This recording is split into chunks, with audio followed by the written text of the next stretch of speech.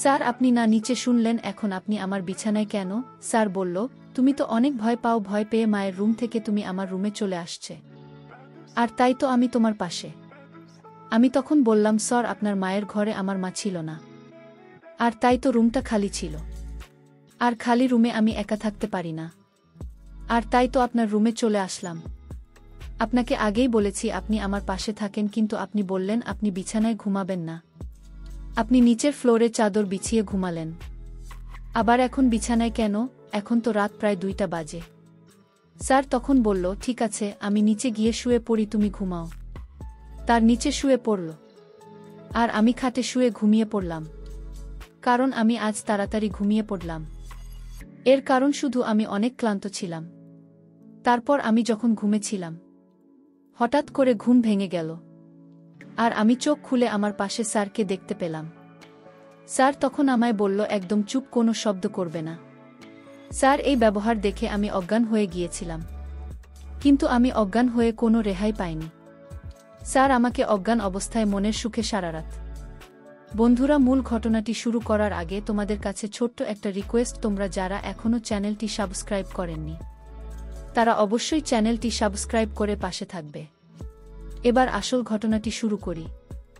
আমি লেখাপড়ায় অনেক মেধাবী ছিলাম, আমি সব ক্লাসে ফার্স্ট হতাম, কিন্তু আমার বাড়ির অবস্থা ততটা ভাল ছিল না। আমাদের পরিবারে শুধু আমি আর মা ছিলাম। বাবা আমার ছোটবেলাতেই মারা যান। আমার মা লোকের বাড়ি বাড়ি কাজকর্ম করে আমাদের সংসার চালাতেন। আমি বুঝতে পারতাম যে মায়ের সাহায্য প্রয়োজন, তাই একদিন আমি সিদ্ধান্ত নিলাম যে আমি টিউশনি পড়ানো শুরু করব। এই কথাটা যখন আমি আমার স্যারকে জানালাম, তখন স্যারের খুব ভাল লেগেছিল। তিনি আমাকে অনেক সাপোর্ট করেছিলেন। তার কারণে আমি টিউশন পেয়ে যাই আর পড়াতে শুরু করি। আমি দুপুর 1টার সময় ফিরে যেতাম, তারপরে বিকেল 4টা বাজলে বাড়িতে গিয়ে তাদেরকে 1 ঘন্টা করে টিউশন পড়াতাম। আমার মাও খুব খুশি হয়েছিলেন, কারণ এর কারণে আমাদের সংসারের অবস্থা কিছুটা ভালো হয়েছিল। এভাবেই দিন চলতে লাগল। একদিন আমার স্যার আমাকে বলতে লাগলেন, হামিম, আমার একটাই মেয়ে যে এখন ক্লাস 9-এ পড়ে, তুমি যদি ওকে পড়াও তাহলে আমার খুব উপকার হয়। স্যারের কথা শুনে আমি খুব অবাক হয়েছিলাম, কেননা তিনি তো নিজে একজন টিচার, তিনি তো নিজের মেয়েকে নিজেই পড়াতে পারেন। কিন্তু স্যার বলতে লাগলেন যে আমার মেয়ে খুব দুষ্টু, আমার কাছে পড়তে চাই না। যদি তুমি আমার মেয়েকে পড়াও তাহলে আমি তোমাকে অনেক টাকা বেতন দেব।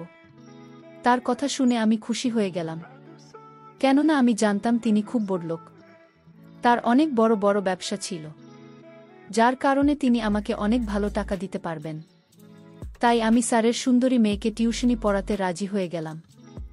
আমি স্যারকে বলে দিলাম যে ঠিক আছে স্যার, 2-3 দিনের মধ্যে আমি আপনার বাড়িতে চলে আসবি। কিন্তু স্যার বললেন, তুমি আজ থেকে আমার মেয়েকে পড়ানো শুরু করো। যখন আমার কলেজ ছুটি হল তখন আমি স্যারের বাড়িতে চলে গেলাম। তিনি আমাকে ড্রয়িং রুমে বসালেন আর বললেন, আমি এখনই মেয়েকে পাঠিয়ে দিচ্ছি। আমি কিছু সময় অপেক্ষা করলাম। এরপরে তার মেয়ে ড্রয়িং রুমে চলে এল। তখন তাকে দেখে আমি খুব অবাক হয়ে গেলাম, কেননা সে এতটা সুন্দরী যে আমি নিজের চোখকেই বিশ্বাস করতে পারছিলাম না। আমার সামনে যে বসে আছে সে কোনো মেয়ে নয়, মনে হয় কোনো পরী। এর আগে আমি মেয়েদের সঙ্গে তেমন একটা কথা বলিনি, কেননা আমি কিছুটা লাজুক টাইপের ছেলে। আমার মা আমার লালন পালন খুব ভালোভাবে করেছিল, আর আমার কোনো বন্ধু ছিল না। এই কারণে খুব সম্মানের সহিত সেই মেয়ের সঙ্গে কথা বলতে লাগলাম। কিছু সময় ওকে পড়ালাম, তারপরে বললাম যে আজকের জন্য এটুকুই অনেক। এটা বলে আমি বাড়িতে চলে এলাম। কিন্তু আমার মাথায় এখন ওই মেয়েটার ব্যাপারে চিন্তাভাবনা করছিল। মেয়েটার নাম ইরিনা। ইরিনা অপরূপ সুন্দরী ছিল। ওকে দেখে মনে হচ্ছিল না যে ও দুষ্টু টাইপের হবে। কিছুদিন এভাবে ওকে পড়তে লাগলাম। এরপর একদিন আমি অবাক হয়ে গেলাম, কেননা আমি কিছু না জানিয়ে ইরিনার বাড়িতে চলে গেলাম। সেখানে গিয়ে আমি রিনাকে এমন অবস্থায় দেখলাম যে আমি তাড়াতাড়ি করে নিজের চোখ নিচে নামিয়ে নিলাম, কারণ আমি চাইতাম না যে আমি ওকে এই অবস্থায় দেখি। ইরিনা নিজের বান্ধবীর সাথে গল্প করছিল। আমি ব্যাস এখন যে ওকে দেখেছিলাম, কিন্তু যখন আমাকে দেখল তাড়াতাড়ি করে ভিতরে চলে গেল। কিছু সময় পরে আমার কাছে পড়তে চলে এল। এখন সে এসে বলতে লাগল, স্যার কালকে আমার টেস্ট আছে। আমি ওকে টেস্টের জন্য রেডি করলাম। আর ওকে বললাম, এই টেস্টে তোমার খুব ভালো নম্বর পাওয়া উচিত, কারণ আমি তোমাকে খুব ভালোভাবে সবকিছু বুঝিয়ে দিয়েছি। আমার কথা শুনে বলতে লাগল, না স্যার, আমার গণিতও খুব কঠিন লাগে, আমি খুব একটা ভালো নম্বর পাব না, কিন্তু পাশ করে যাব। ওর কথা শুনে আমি অবাক হয়ে গেলাম। কিন্তু ওকে বললাম, চলো ঠিক আছে, কিন্তু তুমি যদি ফেল করে যাও তখন কি হবে? তখন ইরিনা বলতে লাগল, তাহলে স্যার আপনি আমাকে যে কোনো শাস্তি দিতে পারেন। ওর কথা শুনে আমি দুষ্টুমির হাসি দিয়ে বললাম, ঠিক আছে, যদি তুমি ফিল করো তাহলে আমি তোমাকে শাস্তি দেব। এখন আমি অপেক্ষা করতে লাগলাম কবে ইরিনা টেস্টে ফেল করে, আর আমি ওকে কোনো শাস্তি দিতে পারি কিনা জানি না। তারপর একদিন স্রষ্টা আমার কথা শুনে নিলেন, আরও টেস্টে ফেল হয়ে গেল। আমার মন খুশিতে নাচতে লাগল। কিন্তু আমি কপট রাগে নিজের মুখের উপর রেখে দাঁড়িয়ে ইরিনাকে বলতে লাগলাম, এটা তুমি কি করে ফেলেছ? আমি তোমাকে এত ভালোভাবে পড়িয়েছি, কিন্তু তবু তুমি টেস্টে ফেল করে গেলে। সে বলতে লাগল, স্যার আপনি আমাকে যে শাস্তি দেবেন আমি মাথা পেতে নেব। আপনি আমাকে যা কিছু পড়িয়েছিলেন আমি সবকিছু ভুলে গেছি, কি করব, আমার গণিত খুব কঠিন বলে মনে হয়। ও সরল মনে আমাকে বলল। আমি তাকে বললাম, তোমাকে আগেই বলেছিলাম, মনে আছে? ও বলতে লাগল, আপনি আমাকে এটাই বলেছিলেন যে আমি যদি টেস্ট ভালোভাবে না দিই আর ফেল করি তাহলে আপনি আমাকে শাস্তি দিবেন। আমি ওকে বললাম, ঠিক আছে, তাহলে তোমার কি শাস্তি চাই? বলতে লাগল, আপনি আমাকে যে শাস্তি দেবেন আমি তা মেনে নিতে প্রস্তুত।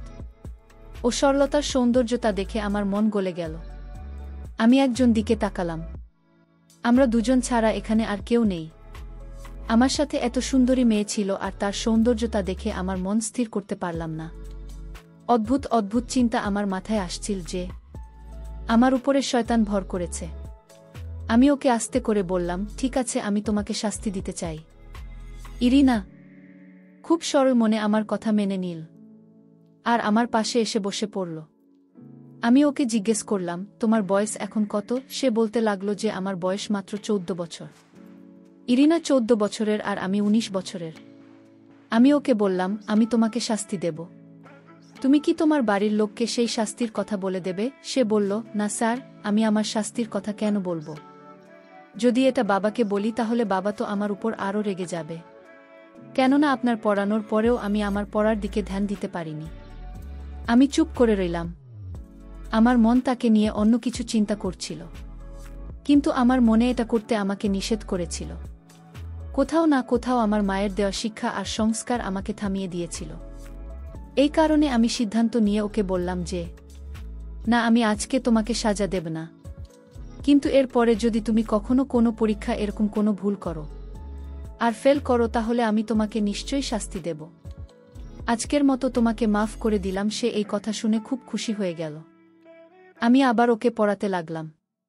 একদিন আমি কলেজ থেকে ফিরছিলাম, তখন রাস্তায় স্যারের সঙ্গে আমার দেখা হলে তিনি আমার কাছে এসে আমাকে বলতে লাগলেন, হামিম, তোমার সঙ্গে আমার কিছু কথা আছে। আমি স্যারকে বললাম, স্যার, আমি বিকেলে যখন আপনার বাড়িতে আসব তখন আপনি আমাকে যা বলার সেটা বলে দিবেন। এরপর আমি বিকেলে স্যারের বাড়িতে গেলাম, কিন্তু তখন স্যার ব্যস্ত ছিলেন। কিছু সময় পরে তার কাজ শেষ হলে স্যার বলতে লাগলেন, আমি তোমার সাথে ইরিনার ব্যাপারে কথা বলতে চাই। এটা শুনে আমি হতবাক হয়ে গেলাম যে হঠাৎ করে ইরিনাকে নিয়ে আমার সাথে কথা বলবেন। কিন্তু স্যার বলতে লাগলেন, হামিম, আমি চাই ইনা কয়েকদিন তোমাদের বাড়িতে থাকুন। তার এই কথা শুনে আমি হতবাক হয়ে গেলাম। তিনি এরকম কেন চান? সে বলতে লাগলেন, হামিম, আমি তোমাকে খুব বিশ্বাস করি, তুমি খুব ভালো ছেলে, তাই আমি চাই আমার মেয়ে তোমাদের বাড়িতে থাকুক আর সেখানেই মনোযোগ দিয়ে পড়ুন, কারণ বিশেষ কাজে আপনাকে শহরের বাইরে যেতে হবে আর কয়েকদিন আমাকে সেখানে থাকতে হবে। কিন্তু শহরে আমার কেউ নেই যার কাছে আমি নিজের মেয়েকে রেখে যেতে পারি, আর ওর পরীক্ষা চলছে। আমি ভেবে দেখেছি যে তুমি ওকে পড়াও, সেই কারণেই ওকে তোমাদের বাড়িতে রেখে যাওয়াই ভালো হবে। তোমাদের বাড়িতে তোমার মা আছে, তিনি এর খেয়াল রাখতে পারবে। আমি স্যারের কথা শুনে অবাক হয়ে চিন্তায় ডুবে গেলাম যে আমি কি সিদ্ধান্ত নেব। যাই হোক, আমি স্যারকে বলে দিলাম যে তা কোনো ব্যাপার না, আমি আপনার মেয়েকে আমাদের বাড়িতে নিয়ে পড়াব। কিন্তু ভেতরে ভেতরে আমার ইচ্ছে করছিল আর ভয় করছিল। আমি অনেক কষ্টে এই সিদ্ধান্ত নিয়েছিলাম। আমি ভাবছিলাম এটা কিভাবে সম্ভব হবে যে আমি ইরিনাকে আমাদের বাড়িতে দেখেও কিভাবে আমার মনকে আটকে রাখব। এত সুন্দরী মেয়ে আমার কাছে আমার বাড়িতে থাকতে চলেছে। তারপরে আমি মায়ের কথা ভাবলাম, তিনি তো বাড়িতে থাকবেন, আমি ওকে আমার মায়ের কাছে ঘুমাতে দেব। এটা ভেবেই আমি স্যারকে হ্যাঁ বলে দিলাম। এরপরে স্যার ইরিনাকে তাড়াতাড়ি রেডি হতে বললেন। ইরিনা নিজের সাথে একটা ছোট ব্যাগও নিয়েছিল। ইরিনা খুব উদাস হয়েছিল। স্যার ওকে বোঝাতে লাগলেন যে দেখ মা, তুই তো টিচারকে বিরক্ত করবে না, উনি তোকে পড়াবে, মা তোর খেয়াল রাখবেন। আমি হালিমের উপর খুব ভরসা করি, কিন্তু আমি ভয় পাচ্ছি যে তুই টিচারকে বিরক্ত করবি। এই কারণেই আমি চাই তুমি তাকে বিরক্ত করবে না, পড়াশোনা ঠিকভাবে করিস, যা বলবেন সেটা মেনে চলিস। ইরিনা বলতে লাগল, ঠিক আছে বাবা, স্যারকে অভিযোগ করার সুযোগ আমি কখনোই দেবে না। আর স্যার কি বিরক্ত করব না? এভাবেই আমি রিনাকে আমাদের বাড়িতে নিয়ে এলাম। আমার কাছে কোনো গাড়ি তো ছিল না। আমি আমার মোটর সাইকেলের পিছনে ইরিনাকে বসিয়ে ব্যাগ আমি আমার সামনে রেখে দিলাম। ওকে আমাদের বাড়িতে নিয়ে এলাম। মা যখন দেখলেন তখন খুব অবাক হয়ে গেলেন। আমি মাকে সমস্ত কথা বললাম। মা আমাকে বললেন, এদিকে আয় বাবা, তোর সাথে আমার কিছু কথা আছে। আমি মায়ের রুমে গেলে মা বলতে লাগলেন, বাবা তুই এটা কি করে ফেলেছিস? তুই জানিস তোর চাচাত বোনের বিয়ে আছে যেখানে আমাকে যেতেই হবে। তারা অন্য শহরে থাকে। আমি ৩-৪ দিনের আগে সেখান থেকে আসতে পারবো না। আর এদিকে তুই এখন ইরিনাকে নিয়ে এসে পড়েছিস। ও একা এখানে থাকবে কিভাবে? মায়ের কথা শুনে আমার মাথায় এলো। আমি তো ভুলেই গিয়েছিলাম যে তার তো একটা বিয়েতে যেতে হবে। এখন আমি কি করব? আমার খুব অদ্ভুত লাগছিল। কিন্তু আমি মাকে বললাম, তুমি এই সমস্যার কোনো একটা সমাধান বের করো। এখন এটা তো কোনোভাবেই করতে পারছি না যে আমি রিনাকে আবার ফিরিয়ে রেখে আসব, কারণ ইরিনা বাবা এতক্ষণে চলে গেছেন। আর যদি এখন আমি স্যারকে নিষেধ করে দেয় তাহলে তার খুব খারাপ লাগবে। তাই একটা কাজ করি, তুমি সেই বিয়েতে যাও, আর আমি রিনাকে দেখে রাখ, সে খুব ভালো মেয়ে, আমার কোনো অসুবিধা হবে না। মা বলতে লাগলেন, না না, এটা কোনো মতেই করা যাবে না, পাড়ার লোকেরা বিভিন্ন কথা উঠবে। আমি মায়ের কথা শুনে রেগে গিয়ে বললাম, মা তুমি কবে থেকে পাড়ার লোকেদের কথা বিশ্বাস করতে শুরু করেছ? তুমি তো জানো আমার চরিত্র কেমন। তোমার কি নিজের ছেলের উপর বিশ্বাস নেই? তুমি এটা করো যে তুমি আরামসে বিয়ে খেতে যাও, সবকিছু আমার উপর ছেড়ে দাও। তোমার ছেলে এমন কিছু করবে না যাতে তোমার মান সম্মান নষ্ট হয়ে যায়।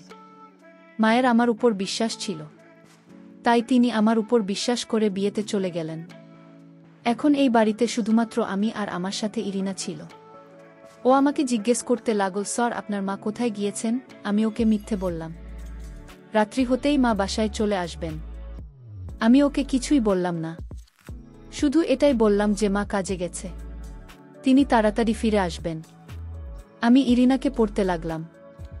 আমি ওকে গণিত ভালোভাবে বুঝিয়ে দিলাম, কিন্তু ও কিছু বুঝতে পারে না। বলতে লাগলো, স্যার কালকে তো ছুটি আছে, তাই আমাকে স্কুলে যেতে হবে না।